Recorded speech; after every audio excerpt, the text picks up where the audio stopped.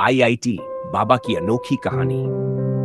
बनारस के एक छोटे से गांव में एक बुजुर्ग साधु रहते थे जिन्हें लोग आईआईटी बाबा कहकर पुकारते थे।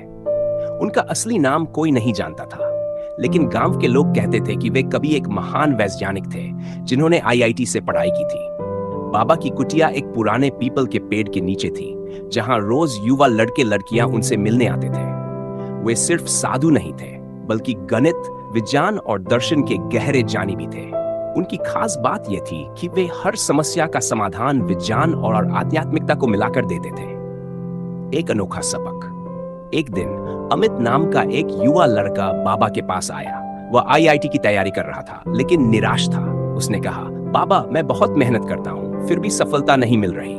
लगता है कि यह मेरे बस की बात नहीं। आईआईटी बाबा मुस्कुराए और पास पड़ी एक छोटी चटाई पर बैठ गए। उन्होंने एक दिया जलाया और अमित से पूछा, अगर यह दिया बुझ जाए तो तुम इसे कैसे जलाओगे? अमित ने कहा, बाबा, मैं फिर से माचिस जलाकर इसे जला दूंगा। बाबा बोले, बिल्कुल सही। तो अगर सफलता की लौ बुझ जाए तो क्या किया जाना चाहिए? अमित चौंका, फिर धीरे से बोला, फिर से कोशिश करनी चाहिए। बाबा हंस पड़े, बिल्कुल, लेकिन कई लोग क्या करते हैं? वे हार मान लेते हैं, अंधेरे में बैठ जाते हैं और रोते रहते हैं। जो बार बार माचिस जलाने की हिम्मत रखता है, वही रोशनी बना सकता है। विज्ञान और साधना का मेल। फिर बाबा ने समझाया, आईआईटी हो या जीवन का कोई और लक्ष्य, सफलता का रहस्य केवल पढ़ाई में नहीं, बल्कि धैर्य, संयम और सही रणनीति में भी छिपा होता है। विज्ञान भी यही कहता है, प्रयास करते रहो जब तक सफलता न मिल जाए।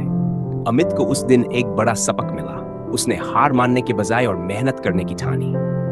कुछ महीनों बाद जब उसका रिजल्ट आया तो वह खुशी से दौड़ता हुआ बाबा के पास आया और बोला, बाबा, मैं आईआईटी में सिलेक्ट हो गया। बाबा ने मुस्कुराते हुए आशीर्वाद दिया, अब याद रखना, असली परीक्षा जीवन में होगी, वहां भी यही सीख काम आएगी।